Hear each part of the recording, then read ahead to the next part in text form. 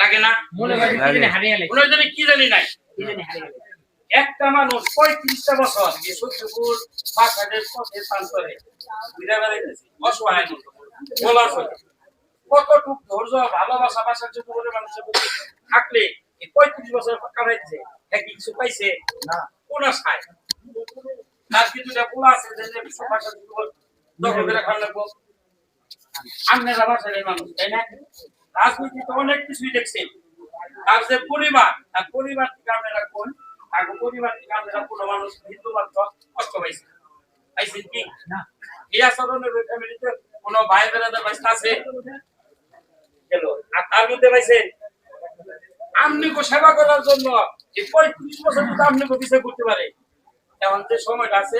15-20টা দিন আপনারা একটু আপনি কো সেবা বাবার নিকে আপনারা একটু পরিশ্রম করুন আমরা কাছে বলছি আপনারা বলতাবেন আপনার যদি উন্নয়ন চাই আপনার উন্নয়ন যদি চাই আপনি বলতাবেন আমরা আপনার কাছে বলতাম না কারণ হচ্ছে কি ধরুন আমি আমার আত্মীয় বাড়ি আমি দুদিন বলি সাইডি সবার করে কেন নাই আমার আত্মীয় বাড়ি গেলে মন চাবো যে দোকান আছে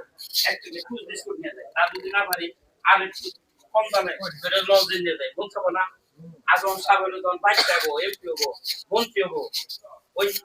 মন চাইলে যে টুস বিস্কুট নিয়ে দিই ওই সিলাই বাসার উন্নয়ন হয়ে যাবো ঠিক আছে আর নিজের বেশি বাহান লাগবো এটা কিছু মনে আনবো না আমি যাবাই না নিলাম হয়তো কবেন ভাই আমার এই রাস্তাটা অমুকে আমার এই যায় এমনি করতে করতে হয়ে যাবো কিন্তু যখন বাড়ির সন্তান এলাকার সন্তান না হয় আপনারা কি পারেন আজকে দেখেন নেট সখীপুর আর একটা কথা কই শুনতে খারাপ হইলেও বাস্তবতা কই সখীপুর কিন্তু বিয়ে এত মানুষ হয় না যে 2.5 লাখ ঘুরে গেছে গা এই বাসার বিয়ে তো ভাগ হয়ে গেছে ভাগ হয়ে যায় নাই কিন্তু ভোট এত পার্থক্য হয়েছে কেন তাকে জানেন অনেক কারণ উন্নয়ন হয়েছে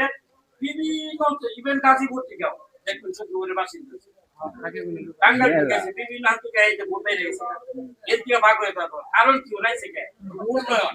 অনেক কিছু সবসময় আপনি একটা থেকে ভাগ হয়ে যদি অন্য এমপি হয় তাহলে আপনি মনে কষ্ট থাকে না টাঙ্গাইল উন্নয়নের দরকার তাহলে আজম খালি বুঝতে হবে আমরা খালি বুঝতে হবে ওটা আমরা সবারই চাইতো ওটা আমরা আপনার কাছে চাইলাম না প্রত্যেকেই দয়া করে 12 তারিখ পর্যন্ত প্রত্যেকের বাড়ি ঘর আত্মীয় স্বজন সবাই বুঝতে পারে